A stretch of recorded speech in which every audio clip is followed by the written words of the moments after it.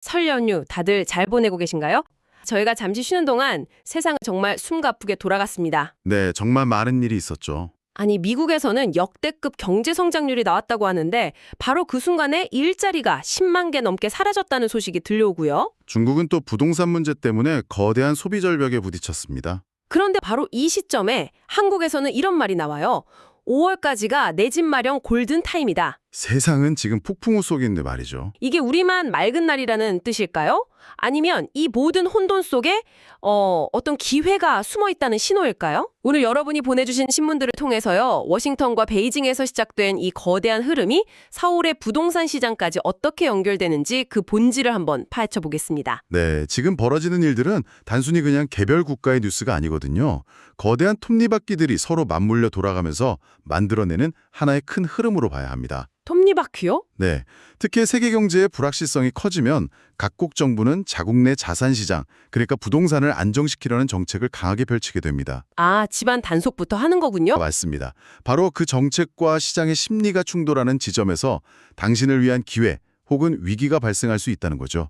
오늘 그 핵심 변수들을 하나씩 짚어보겠습니다. 좋습니다. 그럼 그 거대한 톱니바퀴의 중심, 두 거인이죠. 미국과 중국 이야기부터 시작해보죠. 네, 제가 자료를 보면서 가장 이해가 안 됐던 부분이 바로 미국이에요.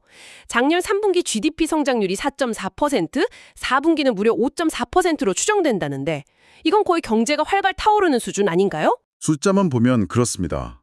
트럼프 행정부의 정책 효과로 표면적으로는 나라 살림이 좋아진 것처럼 보이죠. 네. 하지만 이건 마치 화려한 파티가 열리는 펜트하우스 아래 지하에서는 보일러가 터지기 직전인 상황이랑 비슷합니다. 아, 보일러가 터지기 직전이라니요. 경제의 체온이 일부에만 쏠리고 있다는 아주 명백한 신호거든요. 그게 바로 고용시장을 말씀하시는 거죠.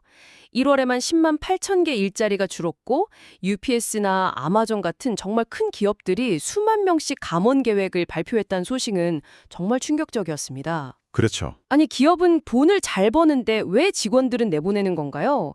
이 모순을 어떻게 이해해야 합니까? 이게 바로 지금 미국 경제, 더 나아가서 세계 경제의 핵심을 보여주는 K자형 회복의 민낯입니다. K자형 회복이요? 네, 기술 대기업이나 금융권 같은 일부는 알파벳 K의 위쪽 대각선처럼 가파르게 성장하는데 나머지 대부분의 산업과 중산층은 아래쪽 대각선처럼 추락하고 있다는 의미죠. 아, 즉, 기업의 이익이 더 이상 고용 안정이나 임금 상승으로 이어지지 않는 어떤 구조적인 단절이 일어나고 있는 겁니다. 이게 일시적인 현상이 아니라 새로운 경제의 규칙이 되고 있어요. 구조적 단절이라.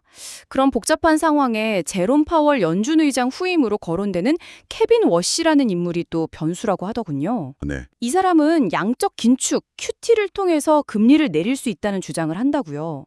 긴축을 하는데 금리를 내린다니 이것도 언뜻 이해가 잘 안 되는데요. 대부분 금리를 올리는 것만 긴축이라고 생각하시지만 다른 방법도 있는 거죠. 다른 방법이요? 케빈 워시는 이렇게 생각하는 겁니다. 뜨거운 냄비에 물을 식힐 때 꼭 찬물을 부어야만 하나? 가스레인지 불을 먼저 줄여도 되잖아. 아, 비유가 재밌네요. 여기서 가스레인지 불을 줄이는 게 바로 양적 긴축, 즉 중앙은행이 시중에 풀었던 돈을 다시 걷어들이는 겁니다. 네. 이렇게 경제 과열을 좀 시키면 굳이 높은 금리를 계속 유지할 필요가 없어진다는 논리죠.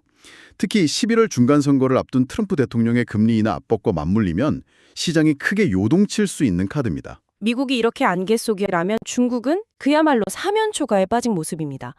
홍콩 SCMP 보도를 보니까 중국 정부가 수년간 지켜온 5%대 성장률 목표를 포기하고 4%대로 낮출 가능성이 크다고요. 이미 중국 31개 성시 중에서 21곳이 목표를 낮춰 잡았어요. 중앙정부도 다른 선택지가 없는 셈이죠. 원인이 뭔가요? 가장 큰 원인은 소비의 실종입니다. 작년 12월 소매 판매 증가율이 0.9%에 그쳤는데 이게 7개월 연속 하락세예요. 중국인들이 지갑을 그냥 완전히 닫아버린 거죠. 그 근본적인 원인이 결국 부동산에 있다는 거군요. 정확합니다. 중국인 자산의 대부분이 부동산에 묶여 있는데 작년에 부동산 개발 투자가 17%나 급감했다는 건 그 자산 가치가 무너지고 있다는 신호니까요. 내 자산이 줄어드는데 누가 선뜻 소비를 하겠어요. 맞아요. 강한 공급, 약한 수요라는 이 구조록 모순이 터져버린 겁니다. 근데 여기서 더 무서운 점은 이 불씨가 중국 안에서 끝나지 않는다는 거예요. 아, 중국의 소비가 멈추면 우리처럼 수출 의존도가 높은 국가들은 직격탄을 맞게 되거든요. 게다가 트럼프 2기 행정부가 전방위적인 관세를 부과한다면 이건 중국 경제는 물론이고 세계 공급망 전체가 흔들릴 수 있습니다. G2가 이렇게 동시에 흔들리는 틈을 타서 일본이 아주 야심찬 계획을 세우고 있다는 점도 흥미롭습니다. 네, 일본의 움직임이 심상치 않죠. 타카이치 사나의 총리의 2기 내각이 경제 안보를 전면에 내세우면서 중국을 견제하겠다고 나섰더군요. G2의 갈등이 심해질수록 자신들의 전략적 가치가 커진다고 판단한 겁니다. 크게 세 가지 방향으로 움직이고 있죠. 세 가지 방향이요? 첫째는 히토류 같은 핵심 광물 공급망에서 중국을 빼고 미국 주도로 재편하는 데 적극 참여하고요. 둘째, 인공지능 같은 첨단 기술을 한국 같은 우방국과 공동 개발하고 셋째, 그러니까 중국이 빠진 다자간 무역 협정을 주도해서 새로운 경제 질서를 만들겠다는 구상입니다. 그런 흐름 속에서 나온 상징적인 결과가 작년 일본의 실질 GDP 성장률이 27년 만에 한국을 추월했다는 소식이겠죠. 그렇죠.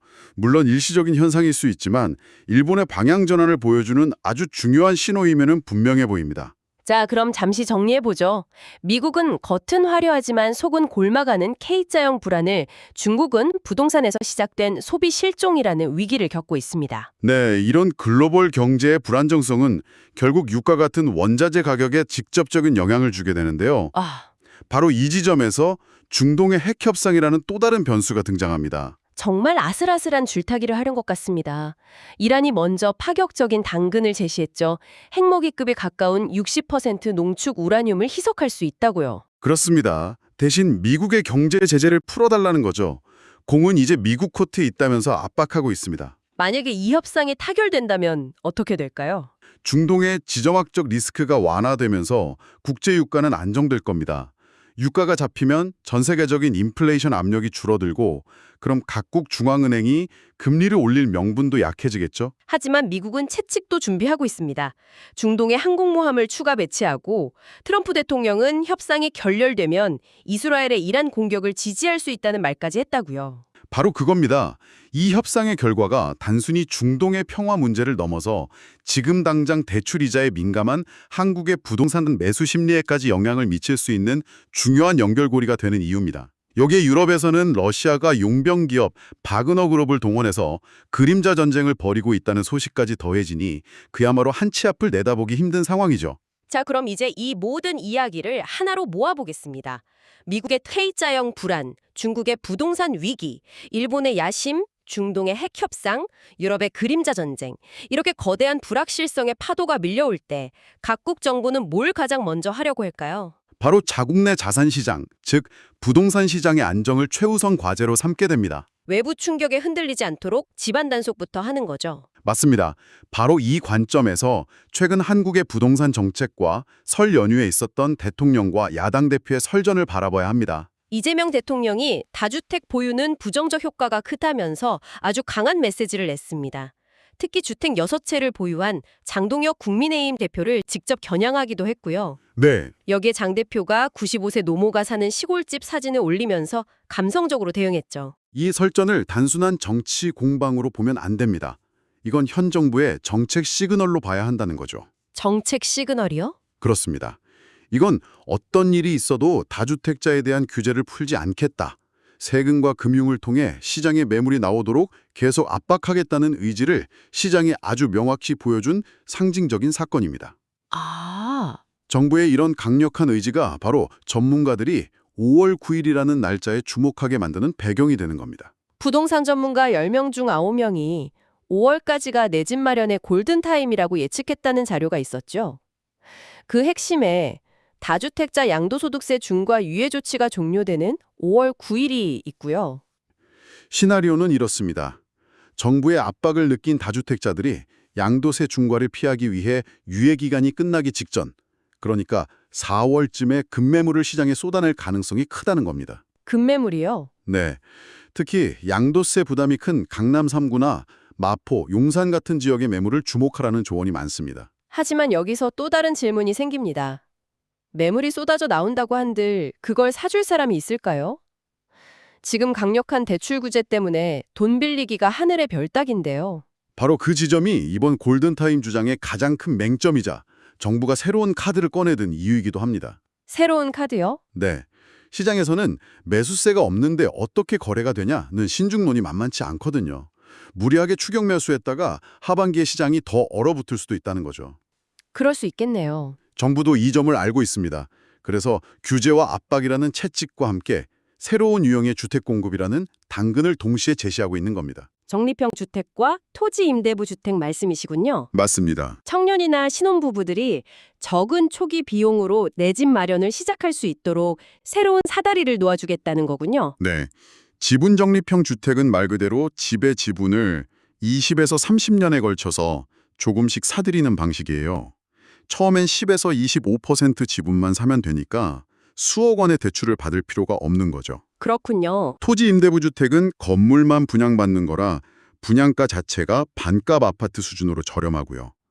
정부는 이런 새로운 유형의 주택과 3기 신도시 분양을 통해서 다주택자들이 내놓는 매물을 받아줄 새로운 매수층을 만들어내려는 겁니다. 오늘 이야기를 종합해보니 거대한 퍼즐이 맞춰지는 느낌입니다. 어떤 퍼즐인가요? 세계 경제의 불안이라는 외부 압력이 정부의 강력한 부동산 규제의 의지를 만들었고 그 의지가 5월 9일이라는 데드라인과 맞물려서 다주택자들의 매물을 시장으로 이끌어내고요. 네, 그렇죠. 그리고 정부는 동시에 새로운 유형의 주택 공급으로 그 매물을 소화할 새로운 구매자를 만들어내려는 아주 거대한 계획이군요. 그렇습니다.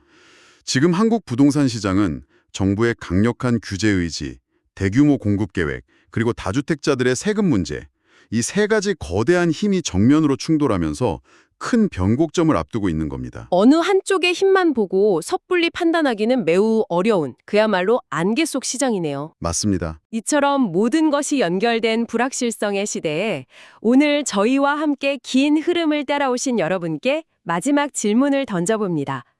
세계 경제의 파도와 정부의 정책, 그리고 시장 참여자들의 심리가 복잡하게 얽힌 지금 당신의 자산을 지키기 위한 최적의 타이밍은 과연 언제일까요? 그리고 그 타이밍을 잡기 위해 당신은 미국의 금리 발표, 강남의 급매물 가격, 혹은 정부의 추가 대책 발표 중 어떤 신호를 가장 중요하게 지켜보시겠습니까?